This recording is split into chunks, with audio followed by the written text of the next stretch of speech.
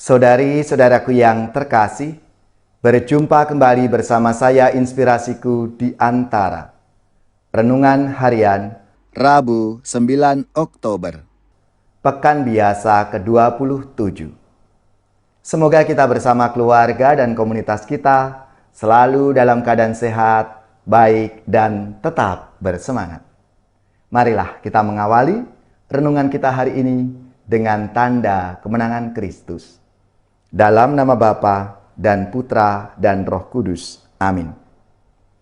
Allah Bapa yang Maha Pengasih dan Penyayang, Engkau selalu memperhatikan setiap orang, meskipun berdosa dan mengingkari Engkau.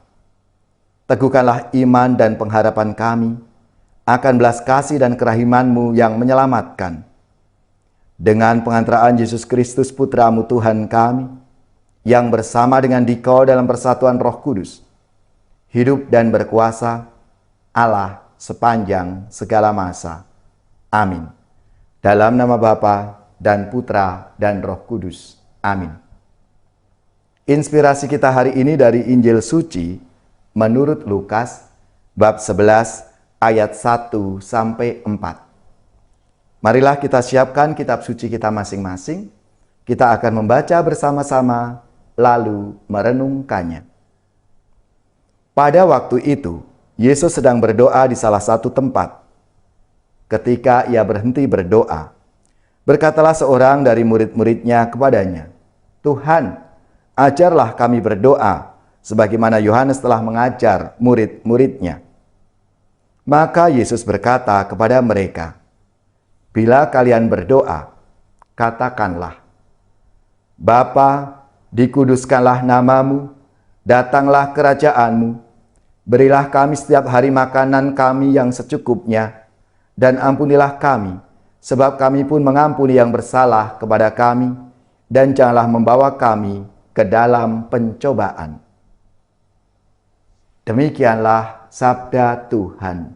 Terpujilah Kristus.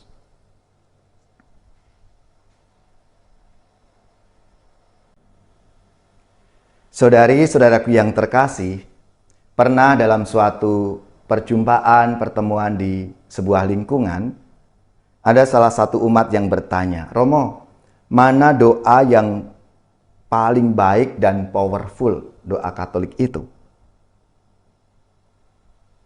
Tentunya lalu saya menjawab bahwa doa yang keluar dari lubuk hati terdalam, itulah doa yang baik. Karena inti dari doa adalah komunikasi hati dengan Tuhan yang adalah sumber kehidupan kita. Berdoa berarti mencharge kehidupan kita kembali ini agar tidak lowbat dan akhirnya mati tanpa daya dan energi. Doa adalah energi bagi kita,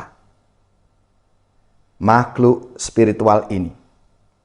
Kita ada dan hidup karena ada nafas kehidupan yang dihembuskan oleh Tuhan kepada kita. Kita hidup karena adanya Spirit Tuhan yang mengisi pribadi kita ini. Dan Spirit itu akan tetap ada dan bernyala ketika kita tetap menjaga relasi kita dengan Sang Pemberi Spirit itu. Itulah makna hidup doa. Maka, ketika kita mencabut aliran spirit itu dari diri kita, dengan memutus relasi kita dengan Tuhan, maka kita akan kehilangan segala daya dan akhirnya akan kolap sebagai insan rohani. Mungkin secara fisik kelihatan hidup, tetapi sebenarnya secara spirit, secara rohani, kita sudah mati. Saudari-saudaraku yang terkasih, dalam sabda Tuhan hari ini Yesus mengajarkan bagaimana isi doa yang benar. Cara hidup Yesus sudah memberikan kesaksian bahwa Dia selalu menjaga relasi dengan Bapanya. Ia berdialog secara konsisten. Energi hidup Yesus benar-benar mengalir dari Sang Pemberi Spirit, yaitu Bapa yang mengutusnya. Doa Bapa kami adalah salah satu contoh doa yang diberikan oleh Yesus, bukan satu-satunya. Satu cara doa yang diajarkan oleh Yesus. Pola doa Bapa kami itulah yang dikehendaki Bapa, diawali dengan pujian syukur, permohonan, dan ditutup dengan pengampunan. Pola doa seperti inilah yang berkenan di hati Bapa, di hati Allah kita. Dalam doa tidak ada tempat dan ruang kita untuk menghujat, untuk menyerang orang lain, bahkan menghujat Tuhan sendiri. Saudari-saudaraku yang terkasih, menjadi pertanyaan bagi kita semua. Sudahkah hari ini kita bersyukur di hadapan Tuhan lewat doa-doa kita? Agar doa kita didengar, kita harus menyucikan diri kita lebih dulu. Jangan biarkan hidup kita ini dipenuhi dengan sakit hati dan dendam. Ampunilah saudara yang bersalah pada kita, agar kita semakin disempurnakan di hadapan Tuhan. Dan inilah hakikat dan inti dari sebuah doa. Mari kita mulai wujudkan doa yang diajarkan oleh Tuhan Yesus ini dalam hidup kita. Ya Tuhan, semoga doa kami selalu keluar dari lubuk hati terdalam, sehingga berbuah energi spiritual yang menguatkan untuk semakin menjadi pribadi yang Engkau kehendaki.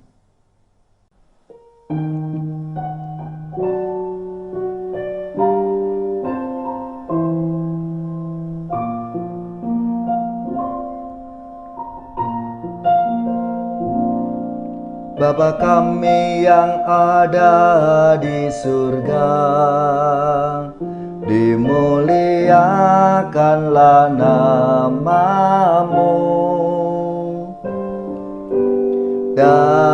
Datanglah kerajaan-Mu, jadilah kehendak-Mu di atas bumi seperti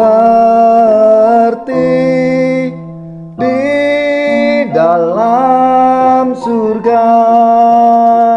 Berilah kami rezeki pada hari ini, dan ampunilah kesalahan kami seperti kami pun mengampuni yang bersalah kepada kami. Dan janganlah masukkan kami ke dalam pencobaan,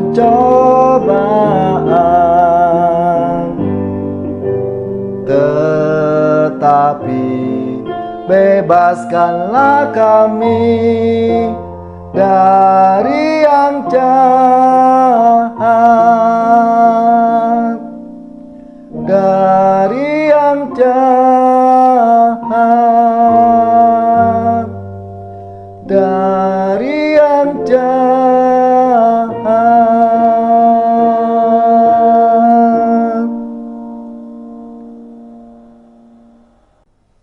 Saudari-saudaraku yang terkasih, marilah kita mengakhiri renungan kita hari ini dengan mohon berkat Tuhan, dan kita akan menerima tugas perutusan.